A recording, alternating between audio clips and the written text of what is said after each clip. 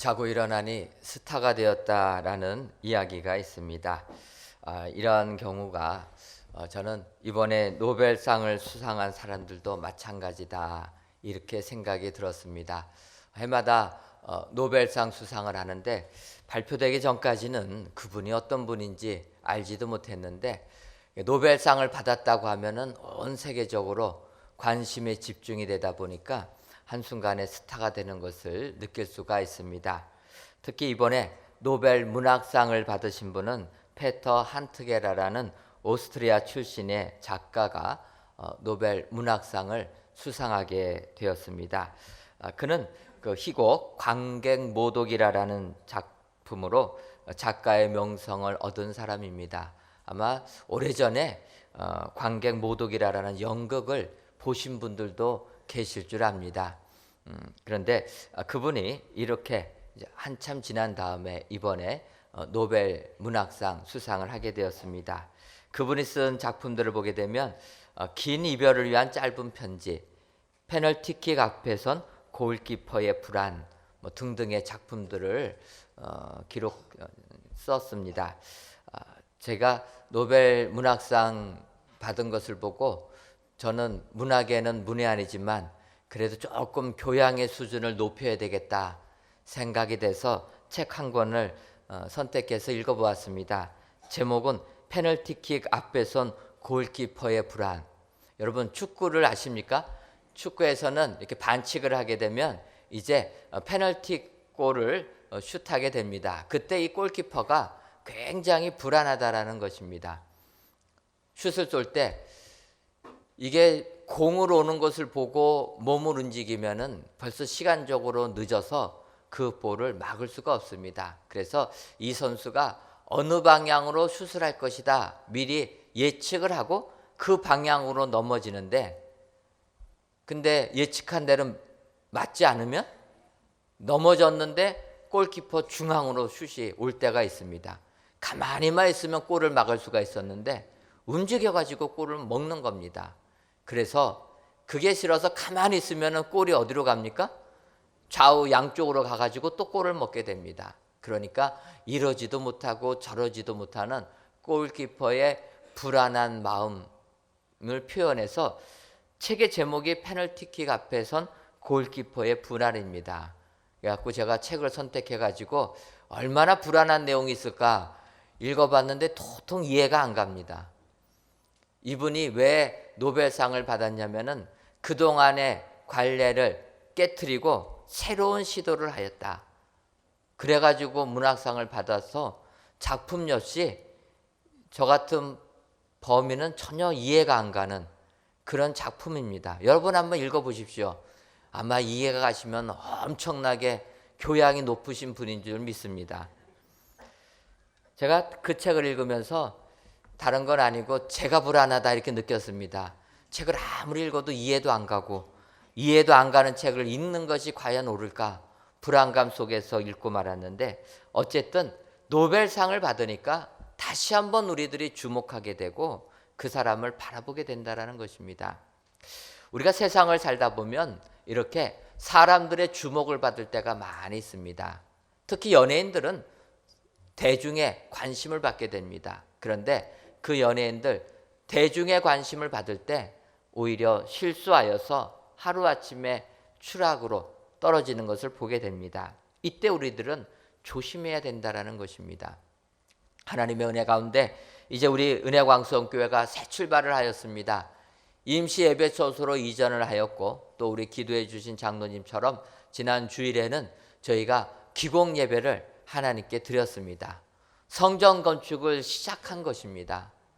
우리 교회가 분쟁을 마치고 이렇게 하나님이 예비하신 장소에서 아름다운 성전을 짓게 되니까 주변에 많은 사람들이 이제 우리 교회를 주목하게 되었다는 것입니다. 이렇게 우리 교회가 주목을 받을 때 우리 교회 어떤 모습으로 나아가야 되겠습니까?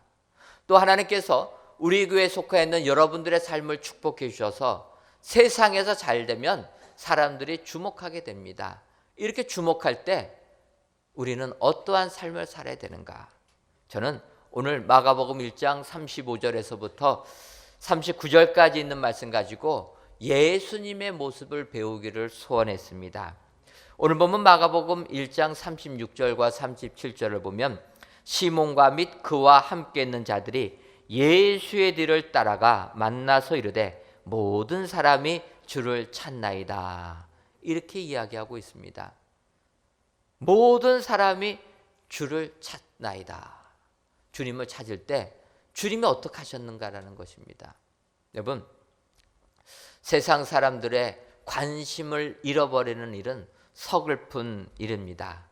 나이 들어서 서글픈 게 아니라 나이가 들다 보면 세상에서 자꾸 뒤로 밀리기 때문에, 밀린다라는 것은 이제 세상 사람들의 기억 밖으로 나가기 때문에 잊혀진 사람이 된다라는 게 서글프다라는 것입니다. 여러분, 우리의 자녀들 잘 키워가지고 장가 보내고 시집 보내면 자녀들이 부모님을 찾아옵니까? 웃으시는데 부모님 찾아뵙는 게 어렵습니다. 부모님의 마음이 왜 서글프십니까? 자녀들이 효도 안에서 서글픈 게 아니고 자녀들한테 잊혀진 사람이 된다라는 거. 그전까지는 나의 자녀들이 나를 그렇게 필요로 했는데 이제 장가가고 시집가서 결혼을 하게 되니까 부모를 별로 필요로 하지 않는다라는 것입니다. 자연스럽게 부모가 할 일이 없어지다 보니까 내가 잊혀진 사람이 될 때 서글픔을 느끼게 되는 것입니다. 그래서 사람들은 잊혀지지 않으려고 노력한다라는 것입니다. 그래서 어떤 사람들은 나쁜 일을 해서라도 자기 이름이 기억되기를 원한다라는 거예요. 요즘에 노이즈 마케팅이라고 하는 그런 내용들입니다.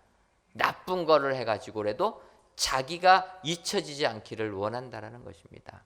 그런데 우리 예수님은 그러한 삶을 살지 않으셨다라는 것입니다. 오히려 사람들이 자기를 따르고 자기를 높이려고 할 때 우리 주님은 그들과 함께하는 삶을 산 게 아니고 다른 모습을 보여주셨다. 오늘 귀한 예배를 드리시는 저와 여러분들이 진정 이 세상에서 잘 될 때 어떠한 삶을 살아야 되는가? 주님의 삶을 교훈으로 삼으셔서 그것을 배우셔서 진정 하나님께 영광을 돌리시는 여러분들 되시기를 주님의 이름으로 축원합니다. 그렇다면 모든 사람이 주님을 찾을 때 주님은 어떻게 하셨습니까? 첫째로 모든 사람이 주님을 찾을 때 주님은 기도하러 가셨습니다. 오늘 보면 마가복음 1장 35절을 보면 새벽 아직도 밝기 전에 예수께서 일어나 나가 한적한 곳으로 가사 거기서 기도하시더니. 여러분, 남들이 나를 주목하고 나를 찾을 때 기도한다라는 것이 쉽지 않다라는 것입니다. 예수님께서 오병이어의 역사를 일으키셨습니다. 너무나 잘 아시는 대로 물고기 2마리, 보리떡 5개로 주님이 기도하시니까 5,000명이 먹고도 12광주리가 남을 정도로 풍성한 잔치가 벌어졌습니다. 그러다 보니까 유대인들은 예수님 우리에게 떡을 주시는 분이다 하여서 주님을 왕으로 삼겠다라고 주님께로 몰려왔습니다. 그때 주님이 어떻게 하십니까? 그의 제자들 배를 태워서 건너편으로 보내버리고 주님은 홀로 산에 올라가셔서 기도하셨다라고 이야기하고 있습니다. 주님은 세상 사람들이 나를 인정하고 나를 높이고 나를 따를 때 그들과 함께하지 아니하고 홀로 기도하셨다라는 것입니다. 그래서 우리도 주님의 이 기도를 배워야 될 줄 믿습니다. 세상에서 잘 나갈 때, 사람들이 나를 다 인정할 때 교만한 삶을 사는 것이 아니라 오히려 하나님께 기도할 때 축복의 삶을 영위하게 될 줄 믿습니다. 그렇다면 우리 주님 어떠한 모습으로 기도하셨습니까?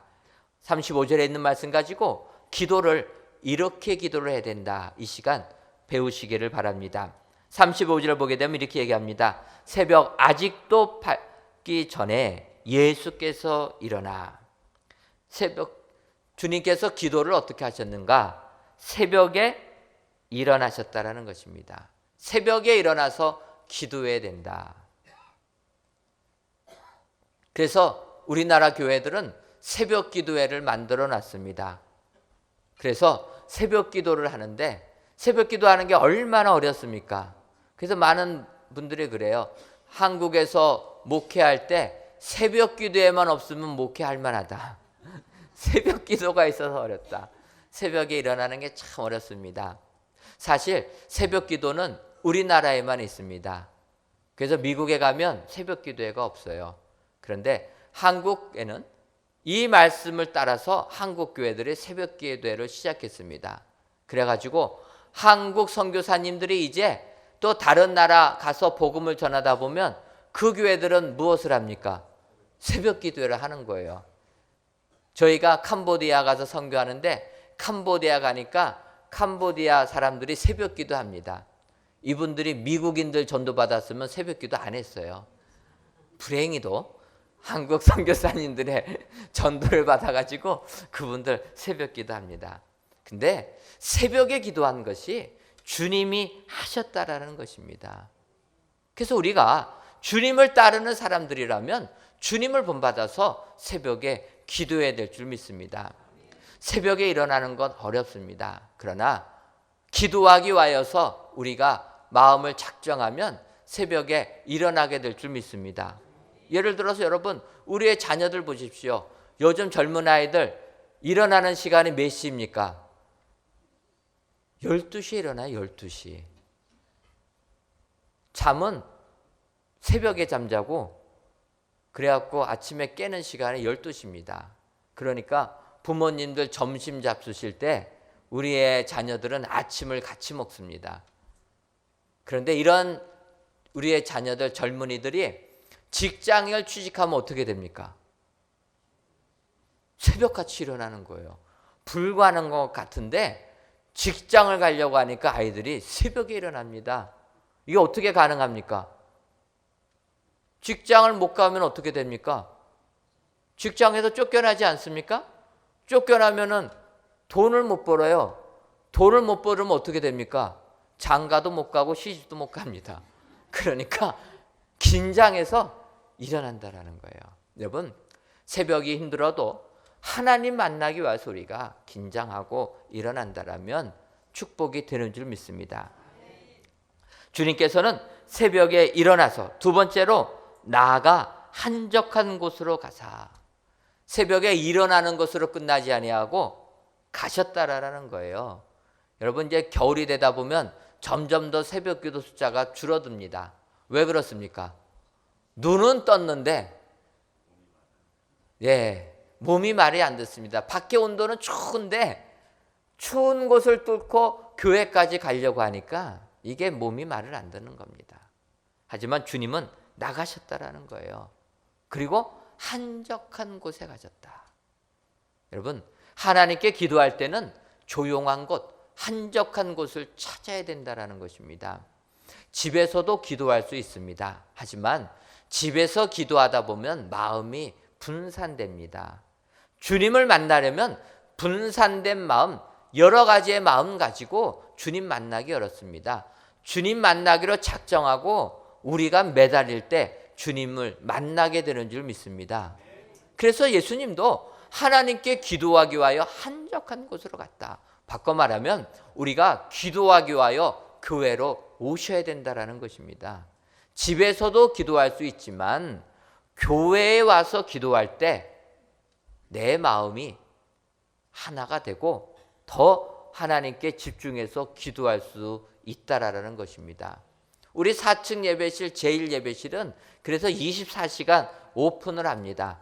기도하실 분들은 언제든지 오셔서 기도하시라.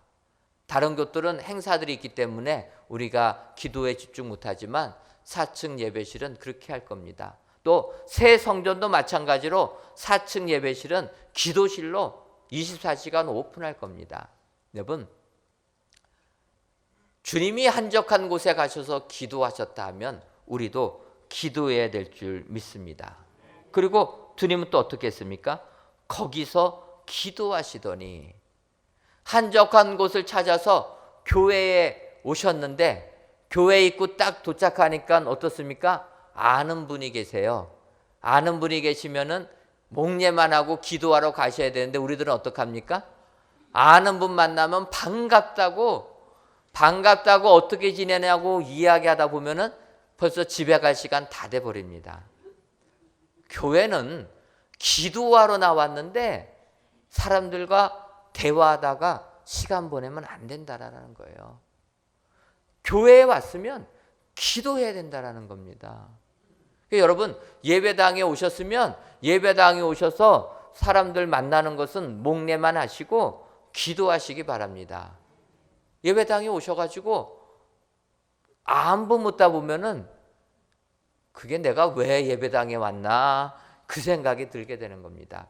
하나님 만나러 예배당에 나왔고 하나님께 예배드리기 위하여 예배당에 나왔다면 예배당에 오셔서 우리는 기도해야 되는 겁니다.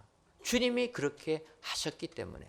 여러분, 이 세상에서 우리의 삶이 축복받아서 잘 될 때, 그래서 세상 사람들이 우리를 찾을 때 우리는 그 세상 사람들을 만나는 데 급급하는 게 아니라 오히려 예수님처럼 기도하러 갈 때 우리의 삶이 위대한 삶이 될 줄 믿습니다. 오늘 귀한 예배를 드리시는 저와 여러분들이 이와 같은 삶을 사셔서 세상에서도 인정받고 하나님으로부터도 인정받으시는 축복의 성도님들 되시기를 주님의 이름으로 축원합니다.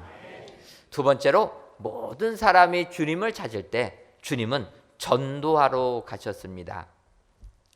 오늘 보면 마가복음 1장 38절을 보면 이르시되 우리가 다른 가까운 마을들로 가자. 거기서도 전도하리니 내가 이를 위하여 왔노라 하시고, 이렇게 성경이 말씀하고 있습니다. 예수님께서 기도하시니까 기도하시는 장소까지 제자들이 찾아온 겁니다. 그러면서 이렇게 얘기합니다. 모든 사람들이 주님을 찾는데 왜 주님 이렇게 기도만 하고 계십니까? 그때 주님이 이 제자들에게 하신 말씀이라는 것입니다. 사람들이 나를 인정하고 나를 찾으면 얼마나 기쁩니까? 그런데 주님께서는 그 나를 찾는 사람들과 교제하기를 원하지 아니하시고 다른 곳으로 가셨다라는 것입니다. 우리는 이것을 배워야 될 줄 믿습니다. 주님은 나를 찾는다고 하는 제자들의 질문에 다른 가까운 마을들로 가자 이렇게 이야기했다라는 거예요. 이곳 사람들에게만 복음을 전하는 게 아니라 다른 마을들로도 가겠다라는 것입니다. 여러분, 우리가 이 세상을 살다 보면 내가 이 세상 살면서 해놓은 것들, 그것을 포기하고 다른 곳 가는 게 쉽지가 않습니다. 이곳에 안주하고 싶지 새로운 도전하는 게 어렵다라는 것입니다. 예를 들어서 가게를 하시는 분들, 특별히 식당을 개업하시는 분들, 식당 개업하면 장사가 어떻게 됩니까? 한 1, 2년 잘 됩니다. 그때 식당을 계획하는 분들이 고민이 되는 거예요. 이 장사 잘 되는 이 식당 다른 사람에게 넘겨야 되는 것인가 말아야 될 것인가. 그런데 대부분 장사가 잘 되면 그 식당을 넘기지 못합니다. 그런데 이제 어떻게 됩니까? 음식이라는 게 유행이 있어가지고 1, 2년 잘 되면 그 다음에는 그 인기가 떨어집니다. 그 다음에도 잘 되는 가게는 진정한 맛집이 되지만 보통의 가게들은 1, 2년 하다 보면은 장사가 안 되는 거예요. 그때 그 가게를 넘기지 못하면 그 다음부터는 이제는 어려움을 겪게 된다는 것입니다. 많은 사람들은 내가 지금 잘 되면 현실에 안주하기 쉽습니다. 주의 제자들처럼 여기가 좋사오니 하고 이곳에 초막을 짓고 살기를 원한다라는 것입니다. 그러나 주님은 그렇게 하지 아니했다. 많은 사람들이 주님을 인정하고 이제 이곳에서 주님의 크신 뜻을 펼칠 수 있는 사람들이 다 따르고 있는 이 장소를 주님은 떠나셨다라는 것입니다. 그리고 다른 마을로 가셨다. 우리도 이것을 배워야 될 줄 믿습니다. 그래서 우리 교회 이제 이곳으로 이전하게 된 줄 믿습니다. 안주하고 이곳이 좋사오니 하고 머무는 그곳에서 하나님께서 떠나라라는 것입니다. 우리가 이제 임시 예배소서로 왔는데 하나님의 은혜 가운데 새 성전을 건축하게 되는 것입니다. 변화를 하라라는 거예요. 한 곳에만 안주하지 말고 주의를 행하라. 거기서도 복음을 전해야 된다라는 겁니다. 풍락동에만 머무는 것이 아니라 천호동에 와서도 거기서도 전도를 해야 될 줄 믿습니다. 그래서 우리들 안주하지 말고 도전해라. 변화를 해라. 이렇게 명하시는 줄 믿습니다. 그래서 우리도 주님을 본받아서 변화를 해야 될 줄 믿습니다. 근데 여러분, 변화한다고 해서 내 얼굴이 바뀌겠습니까? 안 바뀝니다. 그러나 내 육체는 바뀌지 않아도 우리 마음이 변화가 돼야 될 줄 믿습니다. 젊어져야 될 줄 믿습니다. 도전을 행할 때 우리의 삶은 주님을 본받는 귀한 삶이 될 줄 믿습니다. 더 나아가서 주님은 그렇게 얘기하십니다. 가까운 마을도 가서 거기서도 전도하리니 내가 이를 위하여 왔노라. 주님은 전도하기 위해서 이 땅에 오셨다라는 것입니다. 사명이라는 거예요. 여러분, 사명을 아는 것이 축복인 줄 믿습니다. 우리 그리스도인들의 사명은 무엇입니까? 전도인의 삶을 살라라는 거예요. 예수님을 믿으면 그 믿음의 은혜를 내가 구원받는 것만으로 멈추지 말고 나가서 복음을 전하라라는 것입니다. 주님께서 이 땅에 오신 것도 그 일을 위하여 오셨기 때문에 우리도 그렇게 살아야 된다는 거예요. 이것이 우리 그리스도인의 삶의 목적이 되는 줄 믿습니다. 우리 그리스도인 이 세상에서 돈 많이 버는 것, 권력을 많이 얻는 것, 이런 것이 우리의 삶의 목적이 아니로 우리 그리스도인들의 삶의 목적은 주님처럼 복음을 전하는 일이 우리의 삶의 목적이 되어야 되는 줄 믿습니다. 그래서 내가 가정에서부터 자녀들의 본을 보이는 삶을 살 때 축복의 삶이 되는 줄 믿습니다. 여러분, 우리의 자녀들 지금은 믿음이 없는 것 같이 보여도 우리 부모님들이 믿음 생활한 것을 다 보았기 때문에 자녀들 어려운 일 닥치게 될 때 그들이 하나님을 찾게 된다라는 것입니다. 여러분, 진정으로 하나님의 은혜 가운데서 우리 그리스도인들의 사명이 무엇인가 이 시간 살펴보시고 그 사명대로 사시는 축복의 성도님들 되시기를 주님의 이름으로 축원합니다.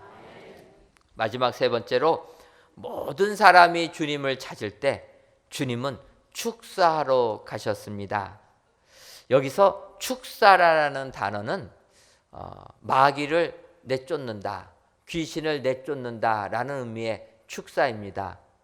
우리가 보통 축사하면은 예수님께서 오병이어의 역사를 보여주실 때 하늘을 우러러 축사하시고 이렇게 성경에 나와 있습니다. 그것은 하나님께 감사 기도를 하시고 라는 의미의 축사입니다. 그런데 지금 본문에서 이야기하는 축사는 마귀를 내쫓는 것, 내쫓을 축사를 써서 마귀를 내쫓는 걸 의미합니다.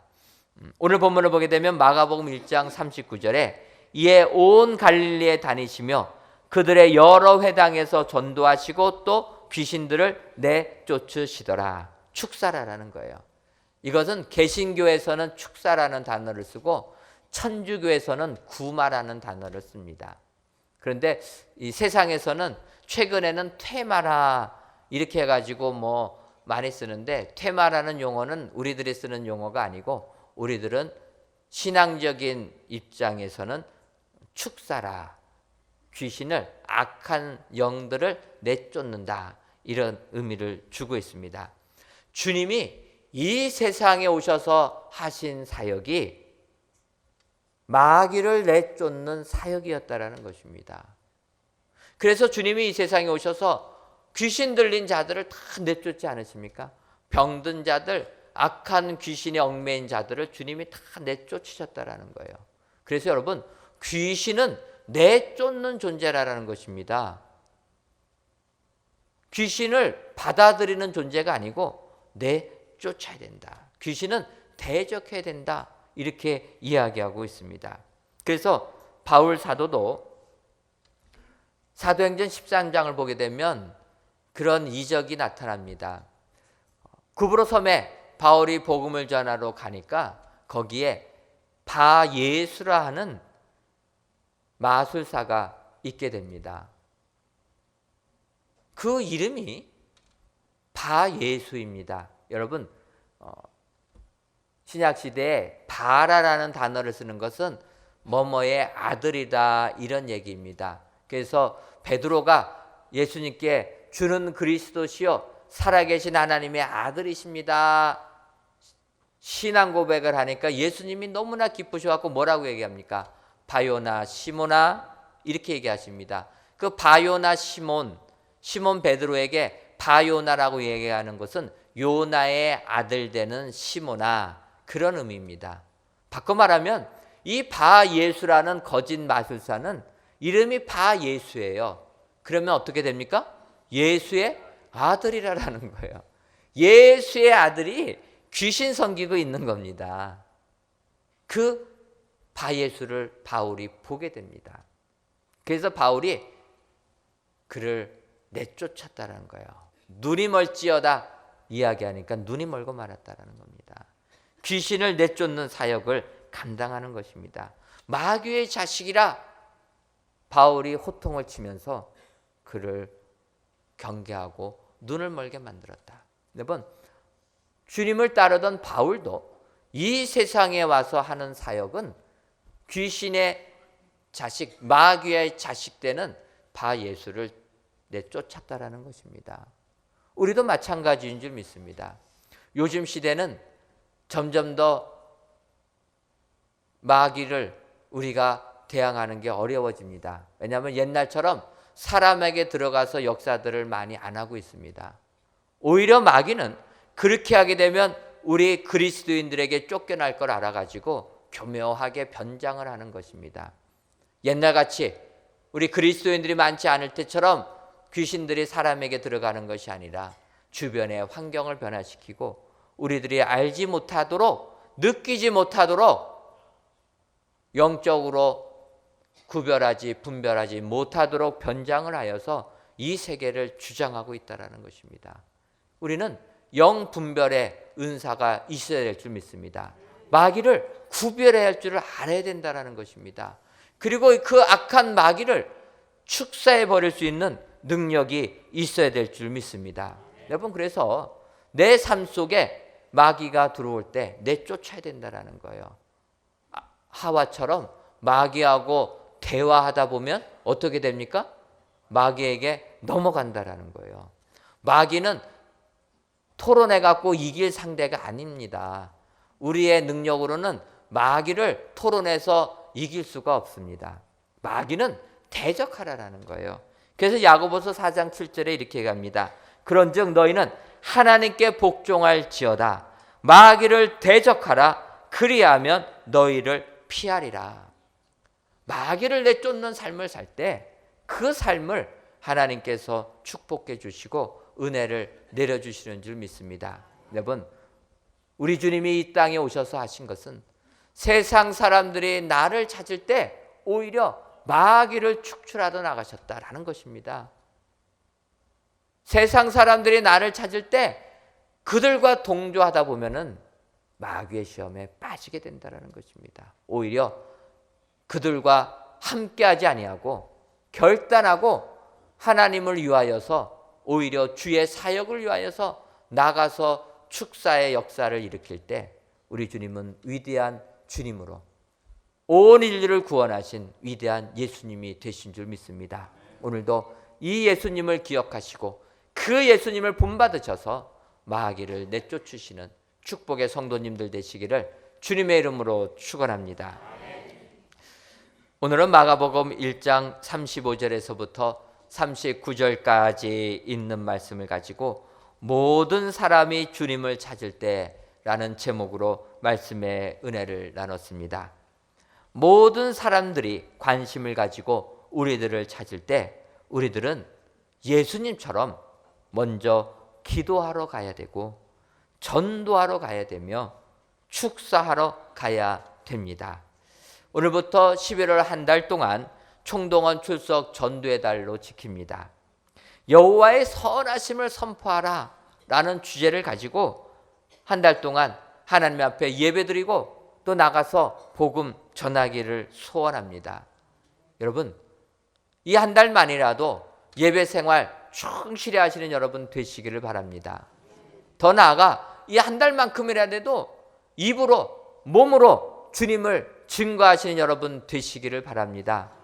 주님께서도 그 사명을 위하여 전도하기 위하여 이 땅에 오셨다 말씀하셨기 때문에 우리들도 그 사명, 주님이 주신 사명이 있기 때문에 우리의 입으로 몸으로 복음을 전할 때 우리에게 하나님이 주시는 은총이 임하게 되는 줄 믿습니다. 오늘 귀한 예배를 드리시는 저와 여러분들이 예수님의 이 모습을 본받으셔서 기도하시고 전도하시고 축사하시는 축복의 성도님들이 되시기를 주님의 이름으로 축원드립니다. 기도하겠습니다. 하나님, 10월 한 달도 은혜로이 지내게 하시고 11월 첫째 주일을 맞이하여 귀한 예배를 드리게 하시니 감사합니다. 바라기는 11월 한 달로 복된 날들로 채워주셔서 하나님께 큰 영광 돌리게 하여 주옵소서. 우리들의 모본이 되시는 예수님께서는 모든 사람들이 주님을 찾을 때 기도하셨고 전도하셨으며 마귀는 내쫓으셨다 말씀하시오니 이 예수님을 본받아 하나님께서 우리를 부르신 사명을 깨닫고 때를 얻든지 못 얻든지 복음을 증거하는 저희 모두가 되게 하여 주옵소서. 예수님의 이름으로 기도하옵나이다. 아멘.